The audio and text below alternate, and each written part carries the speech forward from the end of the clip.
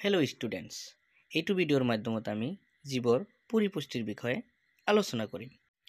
জীৱৰ পৰিপুষ্টি মানে যি প্ৰক্ৰিয়াৰ সহায়ত জীৱ এটাৰ শৰীৰৰ বাহিৰৰ পৰা শক্তিৰ উৎস এটা শৰীৰৰ ভিতৰলৈ স্থানান্তৰিত কৰা হয় তাক পৰিপুষ্টি বোলা হয়। এই পৰিপুষ্টি দুই প্ৰকাৰৰ হয়, সপোষীয় পৰিপুষ্টি আৰু পৰপোষিত পৰিপুষ্টি। সপোষীয় পৰিপুষ্টিক আমি ইংৰাজীত অটোট্ৰফিক নিউট্ৰিশ্যন বুলি কওঁ। পৰপোষিত পৰিপুষ্টিক হিটাৰট্ৰফিক নিউট্ৰিশ্যন বুলি কোৱা হয়।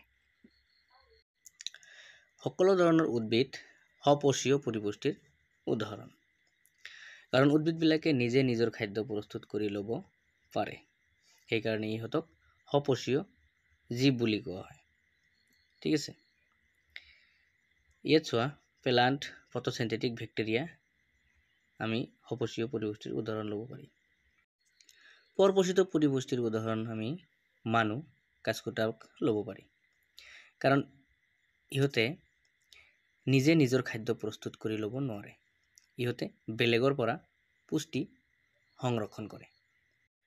আশা কৰোঁ ষ্টুডেণ্ট ভালকৈ বুজি পালা পৰিপুষ্টি মানে কি, ই কেই প্ৰকাৰৰ কি সপোষী পৰিপুষ্টি আৰু পৰপোষিত পৰিপুষ্টিক আমি ভালকৈ আলোচনা কৰিম বেলেগ ভিডিঅ'ত।